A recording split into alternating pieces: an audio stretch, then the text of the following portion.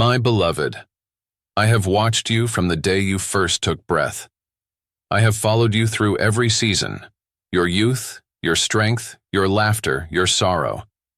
And now, in these quieter years when the world seems to move faster than your steps can carry you, I need you to know something holy and unshakable. I am not distant. You may feel forgotten by others, family, friends, even the church. But you are not forgotten by me. Not for a moment have I turned my face from you. Not for 1 second have I ceased speaking, reaching, longing for your attention. The silence you feel is not absence. It is the pause before revelation. It is the stillness I use to draw you near.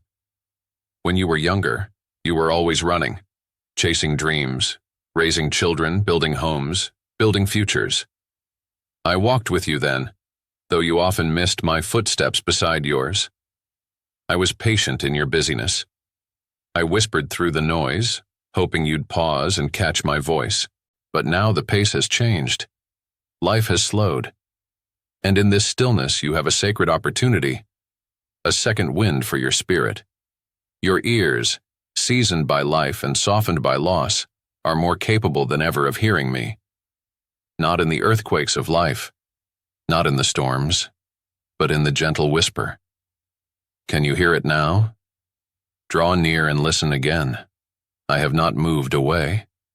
You have only grown used to the idea that I speak loudest in youth. But I say to you now, my voice grows clearer in the silence of age, in the hush of morning, in the spaces where no one else seems to see you. That's where I am. That's where I have always been. I remember when you first believed, when you heard me in sermons and songs, when your heart leapt in worship. Do you think I've changed? Do you think I have become a distant memory, a story from your past? No. I am still that same God, yesterday, today, and forever. But you must understand.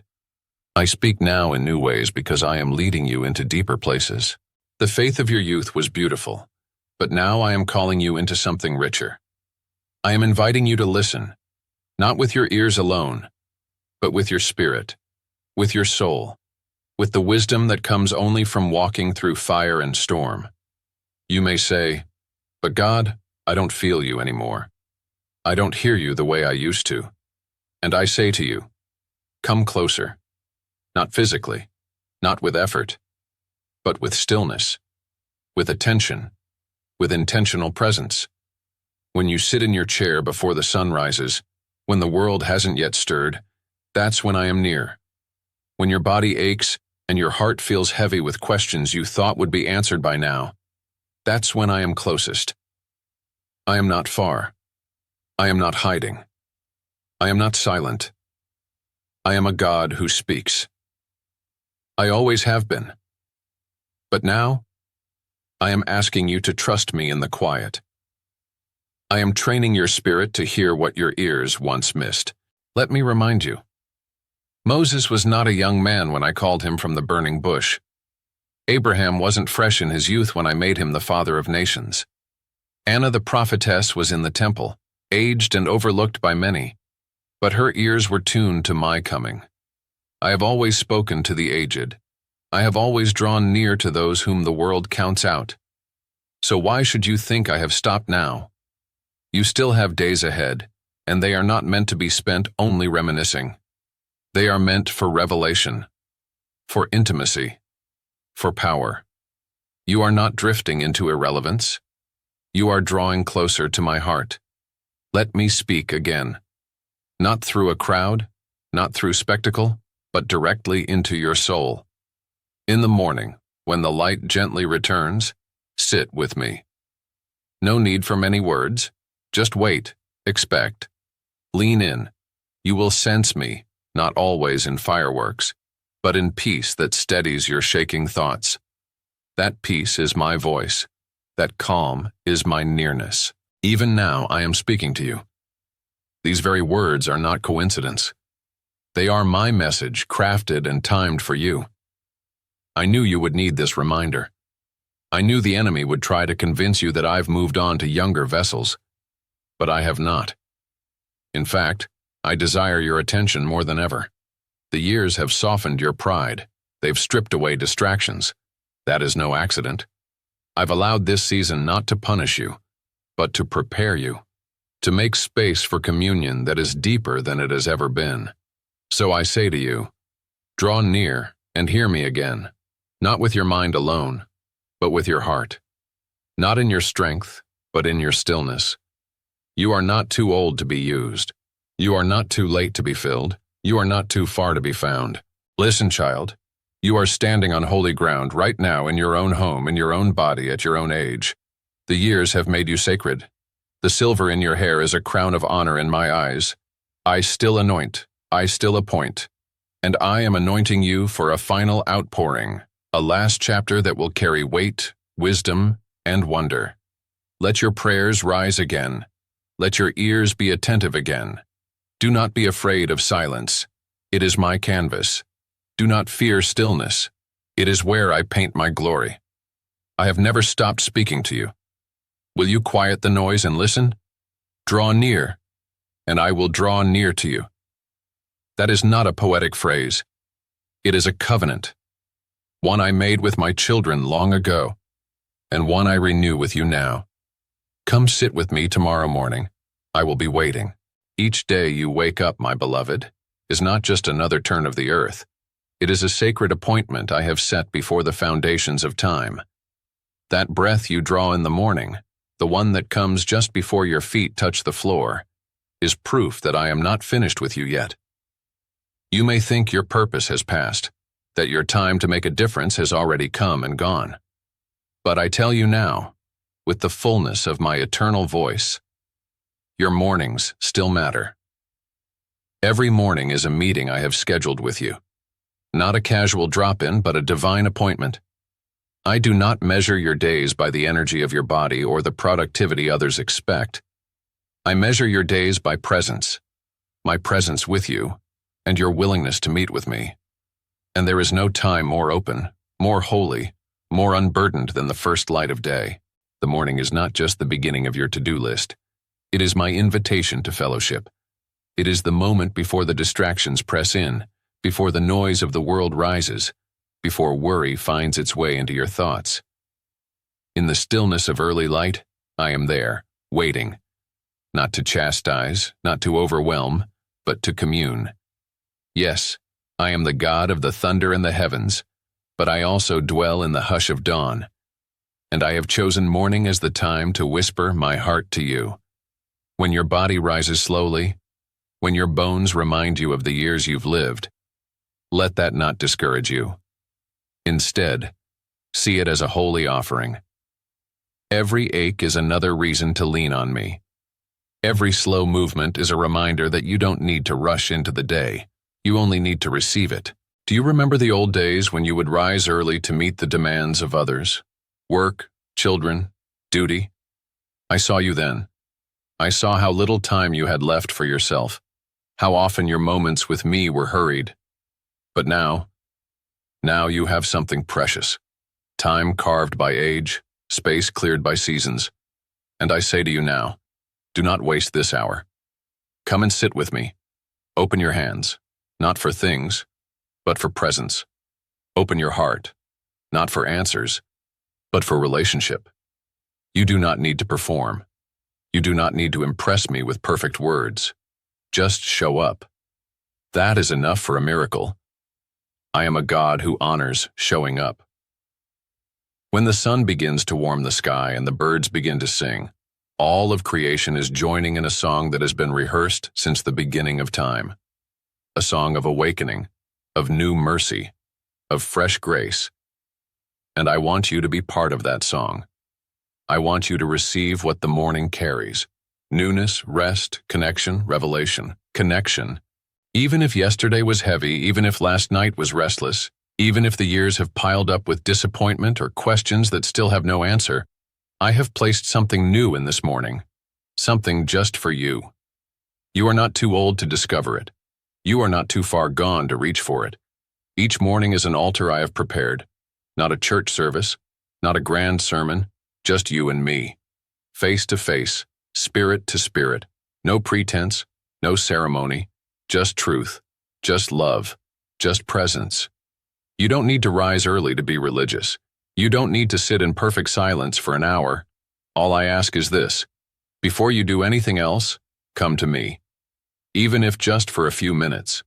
Come with open hands, open heart, open ears. Come to me like a child waiting for a gift. Because I always bring something. Some mornings I will bring peace.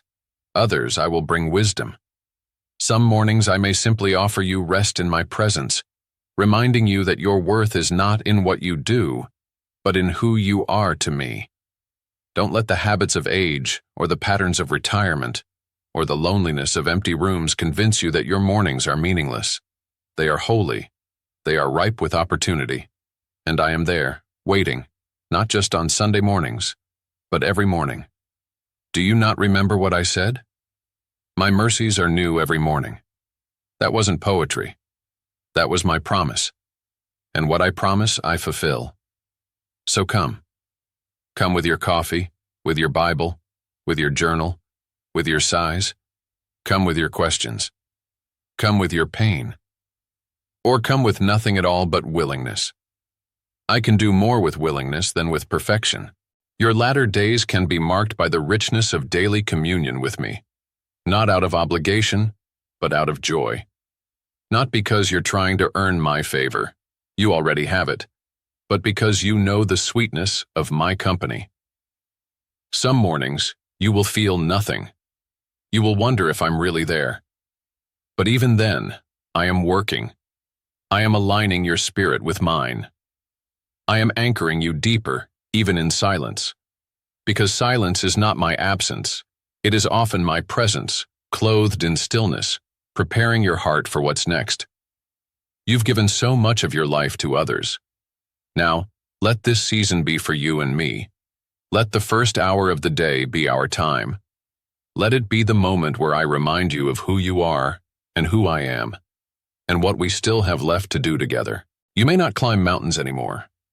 You may not lead armies or start ministries or build empires, but you can still move heaven with your prayers. You can still change the atmosphere of your home with my presence. You can still be a lighthouse for others by simply abiding in me each morning. So, my beloved, when the next dawn breaks, before the news plays, before the phone rings, before you reach for your to-do list, come and meet me. I will be there, waiting, ready to pour out my presence. My beloved, let me speak clearly now. What you expect from me determines what you will receive. Expectation is not wishful thinking. It is not optimism. It is not childish fantasy. Expectation is faith wrapped in readiness, the kind of faith that stirs the supernatural into motion. And I ask you today, are you still expecting me to move in your life? For many of you, the years have dulled your sense of wonder. You have seen much, lived long, and suffered more than you let others know. You've watched dreams fade, prayers go unanswered, and bodies weaken. You've been told, subtly or directly, that this is a season of decline, a winding down. But I do not speak that language. I speak the language of resurrection.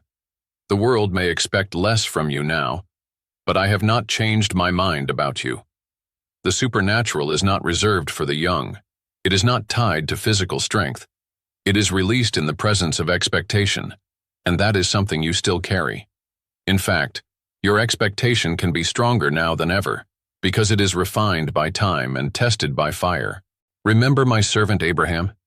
He was old, older than you, when I made him the father of many nations. Sarah laughed when I promised her a child in her old age, but laughter could not stop my word. I did not choose them in their prime.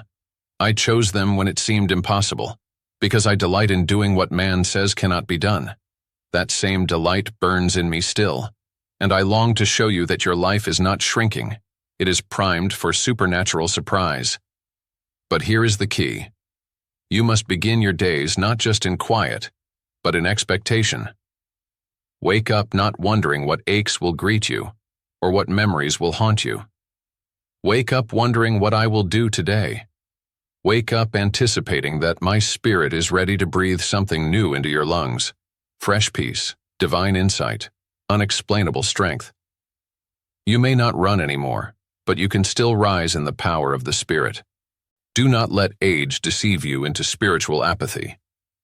You are more capable now of walking in the supernatural than when you were younger, because now you're not distracted by your own strength. Now you lean on me more fully. And that is when miracles happen. Expectation is not about hype. It is about posture. A heart that leans forward, eyes open, ears tuned, not to the noise of the world, but to the whisper of heaven. I am always speaking. I am always moving. But expectation is what trains your eyes to see and your heart to receive. I know some of you have waited years, decades even, for certain prayers to be answered. And the temptation is great to stop believing. To call it acceptance, when in truth it's surrender to hopelessness. But hear me now. Delay is not denial. If you have breath, I am still working. If your heart still beats, I am not done fulfilling my promises. But you must participate. I will not force you to expect. I will not coerce belief. I invite you to choose it. Choose to believe again. Choose to expect that I can still heal your body. Choose to expect that I can still reconcile your family. Choose to expect that I can use your prayers to change entire lives. Expect that I can visit you in dreams, that I can still send angels, that I can speak through you, that you can lay hands on the sick and they will recover. You may think, but Lord, I am not who I once was. And I say, good. Because who you are now is even more valuable to my kingdom. You carry scars, yes. But those scars are proof of survival, of deliverance, of endurance. And I use those very marks to show others my power. I use your story, your testimony, your very existence to reveal my faithfulness. But if you stop expecting, you stop receiving. If you stop hoping, you stop hearing. If you stop believing, the supernatural pauses, not because I am unwilling, but because faith is the doorway through which I enter. I am calling you to rise again, not just physically, but spiritually, to lift your eyes, to see beyond what the news says, beyond what the doctors predict, beyond what your family assumes. They may not see it, but I do. I see the fire that still flickers, and I am ready to breathe on it again. Every morning, stir up your spirit. Speak to your soul. Today, I expect the voice of God. Today, I expect divine appointments. Today, I expect peace where there should be anxiety. Today, I expect healing, whether gradual or sudden. Today, I expect answers. Today, I expect joy that makes no sense. Today, I expect to see the hand of the Lord. And when doubt creeps in, as it will, bring it to me. Don't bury it. Don't pretend.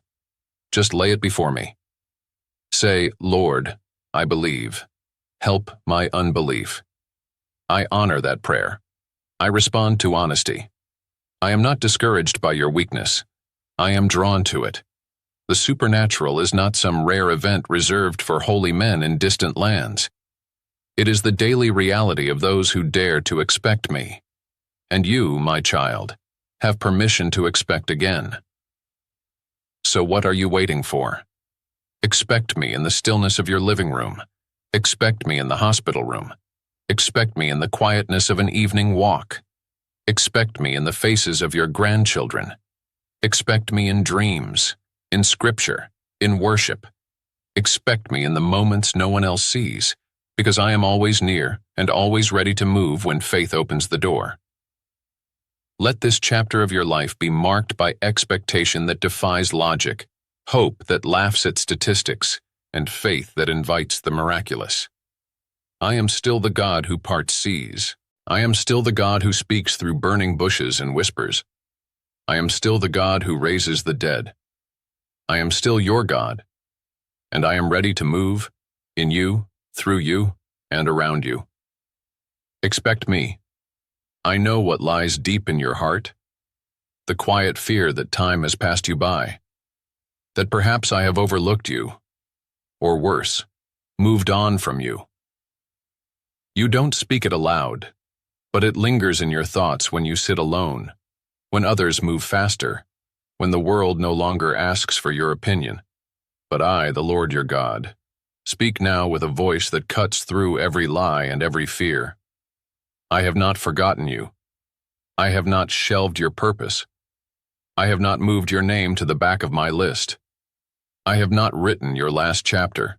I know the number of your days, and I call every single one of them blessed. And I say to you now, with all of heaven leaning in to bear witness, your latter days will shine. You see only gray hairs, but I see wisdom crowned in glory. You feel weaker in body, but I see strength of spirit that has been forged in battle, trial, and time. You may feel like a tree in winter, bare, still, unnoticed. But I see what's buried deep. I see the roots, the unseen life, the preparation for a new season. Yes, even now, even in this chapter. Let me ask you, do you think I only write vibrant stories for the young?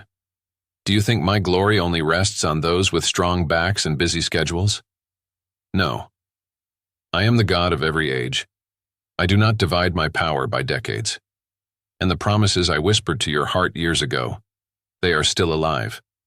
I have not forgotten them. I have not forgotten you. Some of you have waited years for things you thought would happen long ago. And now you wonder if you misunderstood me.